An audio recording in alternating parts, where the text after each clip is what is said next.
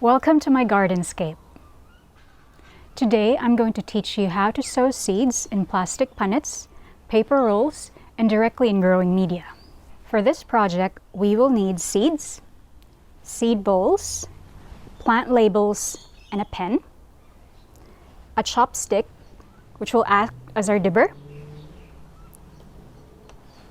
growing media, planting containers, a spray bottle with water, and a tray to make cleanup easier. For health and safety, we will also use a pair of gloves. Step 1. Choose the plants that you want to grow.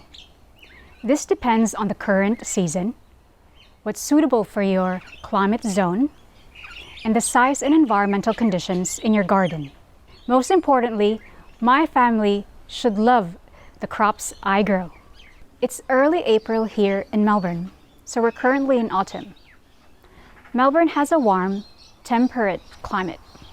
Our garden allows us to plant or grow things in containers. The backyard gets the morning sun, while the front yard gets sun from midday. Plants can be hand-watered or connected to an automated irrigation. For this project, I chose silver beets, carrots, and Chinese cabbage. Step 2. Choose a suitable container for sowing your seeds. I chose plastic punnets to sow my silver beets.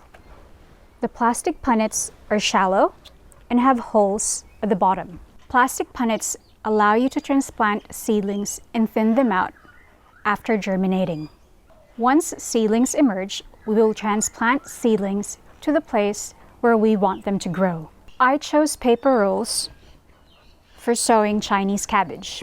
As you can see, Chinese cabbage seeds are quite small.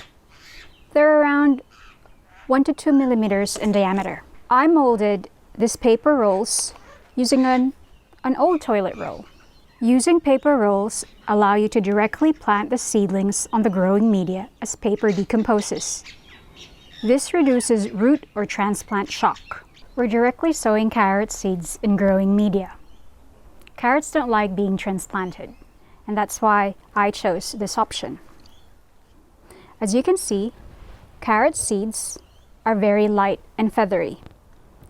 This means you have to be very careful when handling them, or else you'll lose most of the seeds from the packet. I've sown carrot seeds directly on the ground before, and I was quite successful with it, but I want to try growing them in containers.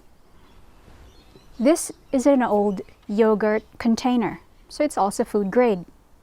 As you can see, I use an electric drill to drill holes on the bottom. This way, the water will flow out whenever I water it. Step 3. Sowing seeds. The first seed that we will sow are silver beet.